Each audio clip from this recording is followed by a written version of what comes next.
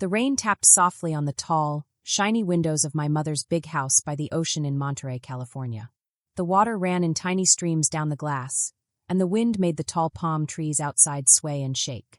But inside, it wasn't the rain or the wind that was stormy. The real storm was in the dining room, and it was bigger than any thunder outside. "Congratulations, Rylan," my mother said, sliding a thick, heavy envelope across the shiny glass table toward my younger half-brother. "You earned this." Rylan's eyes lit up. He reached for the envelope like it was the most precious treasure in the world. I could feel my chest tighten as I watched him. Inside that envelope was everything. The house by the ocean, control of the family foundation, the big trust fund, everything. And it was all going to him. I sat across from them, 36 years old, and suddenly felt very small, like a child again. My hands trembled slightly under the table, my fists curled tightly in my lap. I didn't want them to see that I was shaking, so I tried to sit very still. Rylan wouldn't meet my eyes. He kept staring at the envelope as if it might disappear if he blinked. My stepfather swirled his wine in his glass and pressed his lips into a small, satisfied smirk. My mother, calm and cold as ice, finally turned toward me. "And you, Evan, she said, her voice quiet but sharp. "You were always too sensitive, too dreamy, too idealistic. You were never built for real life." I swallowed hard. My throat felt tight. There were 5 of us there. My mother, Rylan, my stepfather, the lawyer, and me. But I had never felt more alone. She waved toward the man in the suit. "Let's finalize everything," she said. "Mom," I said quietly, trying not to let my voice shake. "Don't do this." She scoffed. "Don't do this? You walked away, Evan. You left the company to go teach in Peru, remember? What did that get you? A tiny tent, mosquito bites, and nothing else. I wanted to speak, but I didn't." She continued, snapping. "It didn't matter. Rylan stayed. Rylan proved himself. He did what needed to be done." "No," I said calmly, my voice steady. "He just played the role you wanted him to play. That's all. That's not real strength. That's just doing what you approve of." My mother rolled her eyes and turned away. Then the attorney, Mr. Gideon, a sharp-eyed man in his 60s with gray hair and a kind but firm face, raised his hand. "Actually," he said, "before we proceed, there is a clause you all should be aware of." My mother blinked, confused. "What clause?" Mr. Gideon opened a large leather folder. "This was added to the trust by your late father, 7 years ago. He wanted it to remain secret unless someone tried to remove Evan from the family succession." My chest tightened. My grandfather, the only one who had ever believed in me, had quietly set something up. I remembered the way he used to smile at me and say, "Evan, you have more strength than anyone notices." "What clause?"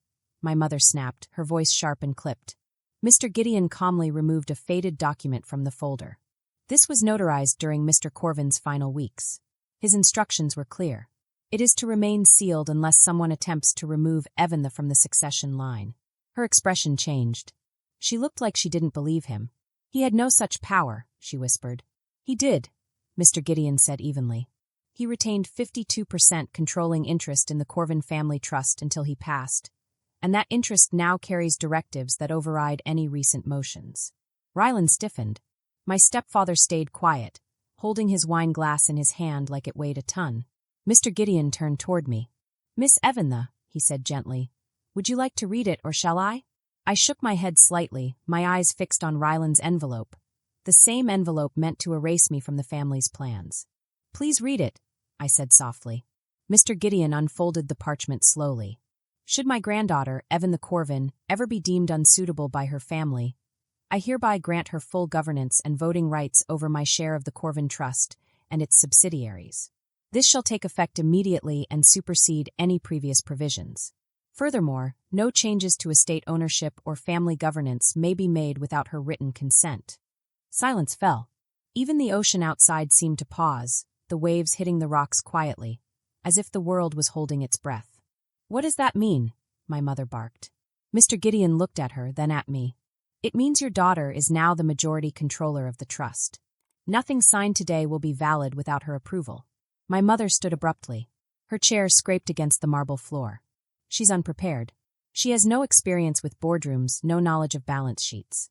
She's too inexperienced." "Maybe not," I said, standing up. "But I have led. I am protected. I have built things that last. Let's proceed. We have work to do." Rylan's eyes darted nervously. My stepfather looked away. My mother didn't sit. She froze, the weight of the situation pressing on her shoulders. And in her eyes, I saw something I had never seen before. Fear. Not fear of me, but fear of losing control. Real fear. I softened my voice. You can sit, Mom. This isn't revenge. All I ever wanted was a seat at the table. A voice. A chance. Still, she did not move. Then Rylan finally spoke. Wait. This isn't fair. Evan left, he said. She went off to what? Build tiny houses. I built safe homes for people who were hurt, I said. I helped veterans rebuild their lives. I didn't run from this family. I ran toward something better. He scoffed. That's sweet and all, but that's not how you run Reno Holdings. I smiled faintly. Maybe not, but it's how you rebuild its soul. I knew enough to see what Rylan had been doing. I met his eyes. I know you've been funneling money through a consulting firm owned by your old fraternity brother in Nevada. His face went pale. My mother gasped. Evan, stop, she said sharply. This is family. Was it family? I asked, my voice cracking a little. When you stood by while I was cut out. When you praised Rylan while ignoring every sacrifice I made for all of you. You never wanted me here. But my grandfather thought differently. Mr. Gideon cleared his throat. Miss Evan, your grandfather didn't just leave you voting shares. He left something else, meant to be opened at this exact time. He opened his briefcase and retrieved a weathered leather box. Inside was a gold-plated compass. Beneath it, a folded letter addressed to me in my grandfather's graceful handwriting. My fingers trembled as I unfolded it. My dearest Evan, it read, if you are holding this, your mother has done what I feared she might. Do not hate her. She was shaped by a world that taught her control is love. But you, my dear, were always different. Quiet strength, steady vision. You are the compass. Follow your own path, and others will follow you. Tears brimmed in my eyes, but I did not let them fall. I looked up. Let's proceed. As I signed the papers acknowledging my controlling interest, my mother finally spoke. You think this makes you powerful? She asked, her tone sharp. You think he gave this to you out of love? No, I said. He gave it to me because he believed I would build something lasting. I walked out of that room, decades of dismissal falling from my shoulders like dust. But peace did not wait on the other side of the door. War did, because power threatens those who have abused it. I had barely reached the corridor when I heard footsteps behind me. Evan, Rylan called. I turned. His voice sounded casual, but his eyes were calculating. You don't have to do this, he said. Do what? I asked evenly. Shut me out, he said. That's the next move, right? I said. I haven't made any moves yet. He smirked. You think signing some papers makes you a leader? You don't have the stomach for this. My heart raced, but I stood firm. I'm not here to prove myself to you. I'm here to lead with purpose. Something this family has forgotten. He stepped closer, lowering his voice. 2 months. You'll crawl back. This company isn't a school project. It's a battlefield. No, I said quietly. It's a platform. I'll use it to elevate, not dominate. He turned and walked away, but the way his fists clenched told me everything. This wasn't defeat. It was preparation. The days that followed proved it. Whispers began. Some called me hope, others called me a warning. I didn't fire anyone. I didn't call meetings. I listened. And what I discovered was shocking. Departments sabotaged each other. Promotions were given to obedient people, not those who worked hard. Exhausted employees were ignored. This wasn't a company. This was a kingdom. Rylan had been crowned by chaos. One afternoon, I walked into the break room. Conversation stopped. Please, I said gently, lifting my hand. You're on break. Sit. Eat. A custodian named Amara slowly rose from her seat. We weren't allowed to sit if Rylan walked in. I paused, then shook my head. That changes today. Everyone sat down. Their faces softened in a way that made my heart ache. That night I stayed late. The building emptied out, but I stayed under the bright fluorescent lights, diving into the shadows Rylan had left behind. 3 budget discrepancies. 1 illegal contract with a shell vendor. 6 employees terminated for raising ethical concerns. This wasn't simple neglect. This was decay. If I didn't act fast, I wouldn't just inherit a mess. I'd be blamed when it collapsed. The next morning, Rylan stormed into my office, a smug grin hiding behind his anger. He slammed a folder on my desk. So, you want the CEO seat? Let's see how long you last. I opened it. Green screenshots, emails, photos, all falsified. These are fake, I said calmly. Can you prove it? He smirked. I met his eyes. Are you really willing to burn everything just to destroy me? I want what's mine, he said. You are never supposed to be in this room, I said firmly. I don't want a throne, Rylan. I want to fix what you broke. He sneered. You see healing. I see weakness. Then he turned and walked out, confident I would crumble. And that's when I understood. This wasn't sibling rivalry. This was war. But I had something Rylan didn't. The truth. The truth. Still, within just 2 days, the news came out everywhere. It spread so fast it felt like it hit me like a hammer. Big headlines on every screen said, new CEO tied to bad money in charity. Others said, power struggle at Renard Holdings. Evan the Corvin, unqualified heir or secret trickster. People didn't know the full story. It didn't matter that none of it was true. The internet doesn't wait for facts. My email inbox filled up like a river, full of messages from people who were worried, angry, or confused. My phone wouldn't stop ringing. Every buzz made my heart jump. I had barely even started my new job, and already the story about me was spinning out of control. I tried to tell myself to breathe. The truth would hold. I repeated it over and over in my head. The truth will hold. But that night, alone on the couch in my office, I cracked. I didn't cry loudly like in movies. No, it was just soft, quiet sobs into my sleeve. I wasn't crying because people believed the lies. I cried because for a small moment, I almost believed them too. Maybe I wasn't enough. Maybe my grandfather had been wrong about me. I buried my face in the cushions and let myself feel small, scared, and tired. Then there was a soft knock on the door. I wiped my tears quickly and cleared my throat. Come in, I said, my voice shaking a little. Amara stepped in. She carried a paper cup of tea. Her steps were calm, and her eyes were kind. I thought you might need this, she said softly. You didn't have to, I whispered, my voice still shaky. I thought you did, she replied gently. She came and sat beside me. No one ever brought me anything when I cried in this room, she added. Maybe it's time someone breaks the cycle. Her words sank deep into my chest. They felt like a warm blanket. I felt lighter already. Thank you, I said softly. She looked me in the eyes. Miss Evanna, do you want the truth about your family? I hesitated for a moment, then slowly nodded. I've worked here for 28 years, she said. I've seen everything your family tries to hide. All the secrets. Everything they think nobody will notice.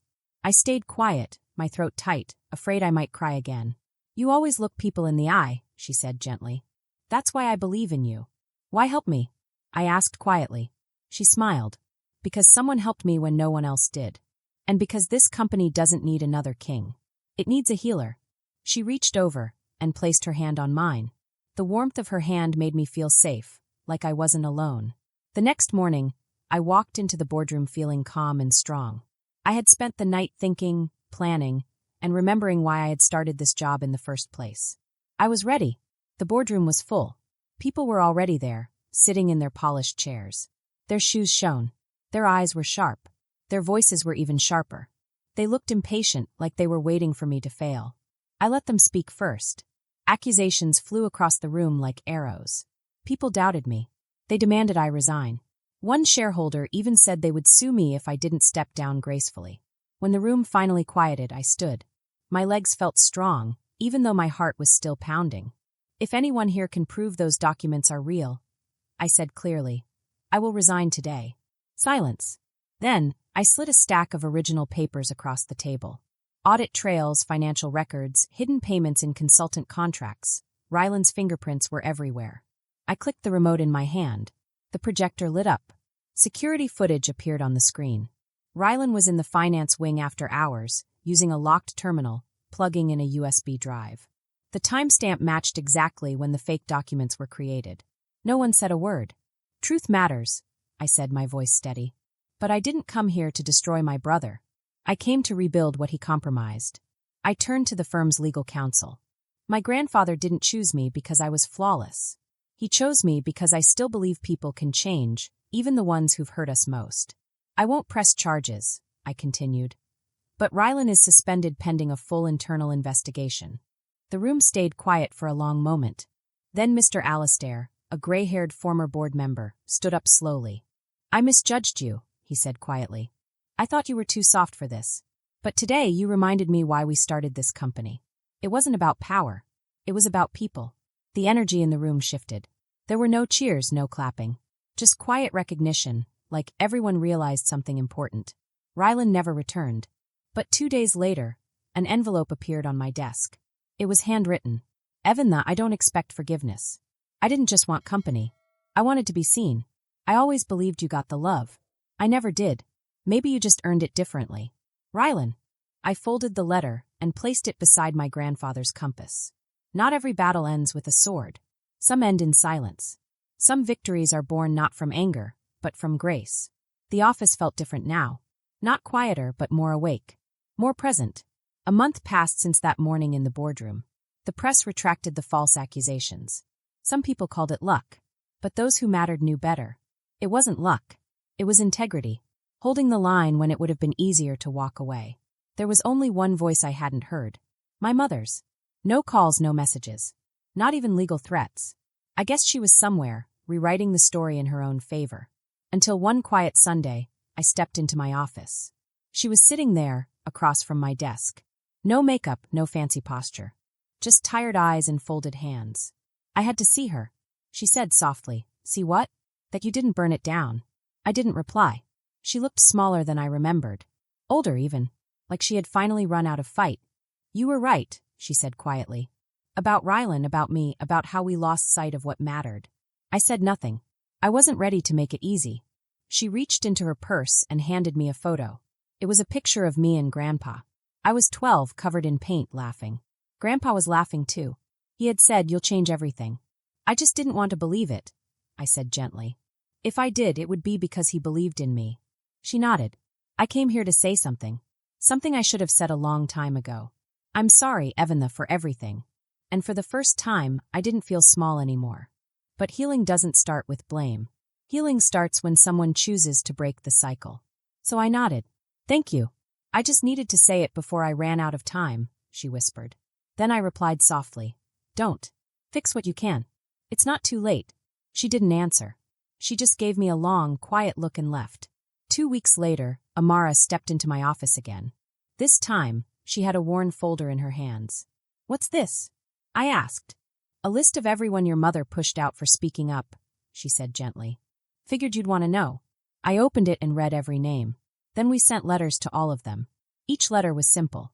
An invitation to come back. No explanations. Not because I was trying to rewrite the past, but because legacy isn't about bloodlines. It's about what people feel when you leave the room. Months passed. Renard Holdings didn't become glitzier or shinier, but it grew warmer. Rylan never returned, but we met for coffee once. No apologies, just quiet understanding. Maybe that was enough. My mother stayed distant, but one afternoon a receipt arrived. A large donation in my name, to the housing nonprofit where I once worked. No message, no name. Just her way of saying she was trying. Somehow that was enough. Because I didn't chase revenge, I earned something deeper. Peace, respect, a future that couldn't be taken. Now, when I enter the boardroom, I don't hear whispers. I hear footsteps of people walking with me, not behind me. Because someone once said I was nothing, and I proved them wrong without becoming them. I realized that being a leader isn't about showing power or winning arguments. It's about believing in people, giving them chances to change, and standing strong even when everything feels against you. The truth matters. Kindness matters. Integrity matters. Even small acts of care can change everything. Amara brought tea. A simple cup, but it helped me feel safe. Small choices, like sending letters to people who were pushed out, helped rebuild trust. Choosing grace over anger changed the office. Choosing to believe in people changed me. And sometimes the hardest victories aren't loud or flashy. They are quiet. They are small. They are moments when you keep believing, even when it would be easier to give up. I learned that some battles don't need swords. Some victories come from quiet courage. Some moments of understanding can heal years of hurt. I also learned that family can be complicated. They can hurt you, confuse you, even leave you feeling small. But forgiveness and understanding don't mean forgetting. They mean choosing to break cycles of pain, to rebuild what was broken, and to make a space where people feel seen and valued. Life at Renard Holdings didn't become perfect. There were still challenges, still moments of doubt. But the people who mattered were walking with me now. The office felt alive in a different way, connected, respectful, real. And through it all, I realized something very important. Being brave doesn't mean never feeling scared. Being strong doesn't mean never crying. Being a leader doesn't mean being perfect. It means keeping your heart open, standing for what is right, and helping others when they need it most. Because someone once believed in me, I could believe in others. And in the end, that is the kind of change that lasts forever.